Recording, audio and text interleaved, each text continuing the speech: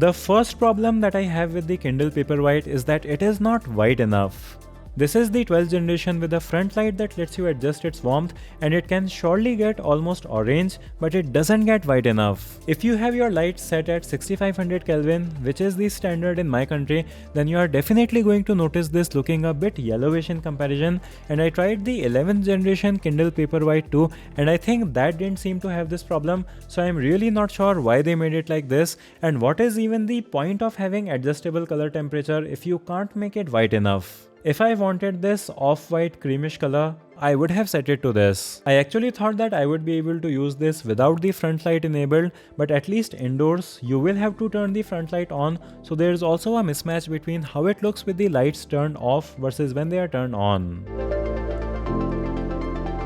The second problem I have is India specific, because here we only have the Kindle Paperwhite available, and I think that for a lot of people, the regular Kindle is the perfect choice. Not only is it cheaper than this Paperwhite version, but it is also smaller, which makes it even better for traveling with, and you can just flip the pages on an e-reader, so having a bigger screen isn't always helpful. The basic Kindle doesn't have a screen with adjustable warmth, but I am sure that people would be fine with that for a lower price, and the basic Kindle really made a lot of sense for India, but they didn't bring it here. At 17,000 rupees, this is just too expensive for most people in India who may be looking to invest in their first e-reader, and even its competition from Kobo is priced very close to this while being an inferior product, so the market really has this vacuum for a basic e-reader, and it has been over 2 or 3 years, but there is still not an e-reader that you can buy on a budget.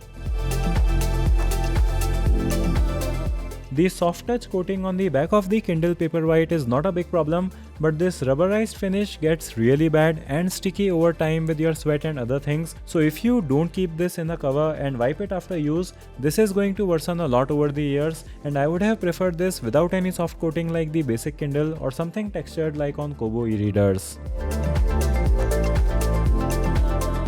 I will say that most people will be just fine with the stock software because it does do all the basic things nicely, but the biggest issue for me is that reading PDF files on the default reader is not a good experience. You have to pinch to zoom and scroll, and that is something that really doesn't work well on a Kindle, so it makes the PDF reading experience really bad on the default app. If you jailbreak it and install CoReader, you can reflow the text of the PDF files, so that makes it much more usable for reading PDF files, and you can really just copy paste your PDF files and read it without converting or doing anything else. So even though I don't mind not having the advanced gesture navigation and file management on the default Kindle software, the PDF reader is something that they could really improve upon, as that really holds back the usability of this device for me, and I don't think that jailbreak even works on the newer software, so most people will have to use this device without unlocking its full potential.